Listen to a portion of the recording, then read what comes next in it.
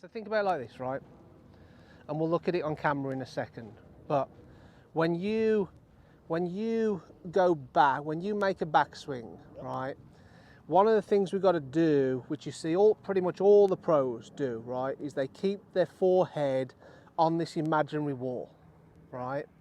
So when you keep your forehead on this imaginary wall and you make your backswing, and as you're making your backswing, your shoulders start turning, but turning on an angle, right? Yep. It's like the left shoulder starts moving down, and if by the time you get to the top, your shoulder tilt, right, how down or up your left shoulder is, your lead shoulder, that's called the tilt. Yep. So as you get to as you make your backswing, this tilt has got to be continuous.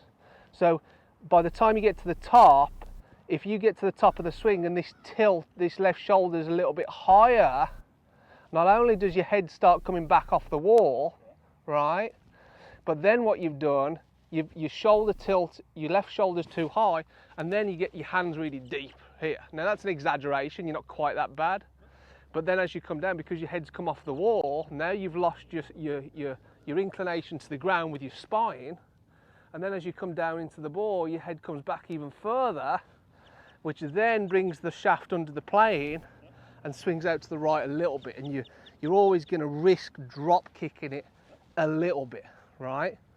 So when we look at it on camera in a second, the answer is to keep the head on the wall and move the left shoulder down more as you get up to the top. Don't allow it to kind of come up a little bit.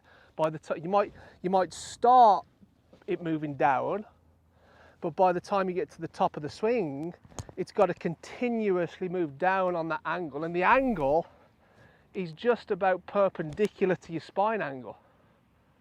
So if you're up here, this angle now is not perpendicular to your spine. Like if I stood up straight and turned my shoulders perpendicular to my spine, the spine's vertical, the shoulders should be horizontal.